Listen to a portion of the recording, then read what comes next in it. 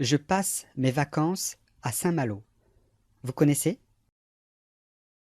C'est en Bretagne. J'adore cette région. J'y vais tous les ans. J'ai une maison là-bas. D'habitude, j'y reste 3 semaines en été, mais cette année, j'y suis resté seulement 2 semaines à cause de mon travail. L'hiver, en général, je n'y vais presque jamais parce qu'il fait plutôt froid. Saint-Malo, c'est une jolie ville. C'est très touristique, avec ses remparts du XIIe siècle.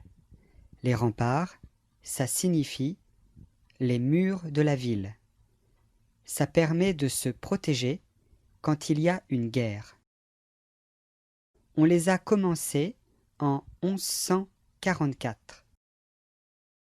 On peut voir aussi de très jolies maisons, en particulier dans le quartier de la cathédrale Saint-Vincent. Cette cathédrale date aussi du XIIe siècle. Il y a aussi un château, des musées et le manoir de Jacques Cartier, le célèbre explorateur qui a découvert le Canada en 1534. Si vous allez un jour visiter Saint-Malo, mangez des crêpes. C'est la spécialité de la région. Quand les crêpes sont salées, on les appelle des galettes. Mais attention, si vous mangez dans une rue trop touristique, ce n'est pas la crêpe qui va être salée, c'est l'addition.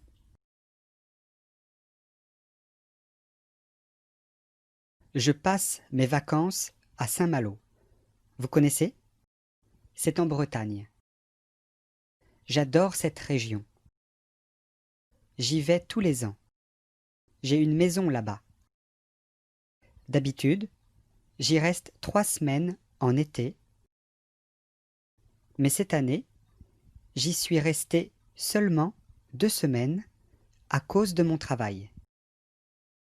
L'hiver, en général, je n'y vais presque jamais parce qu'il fait plutôt froid.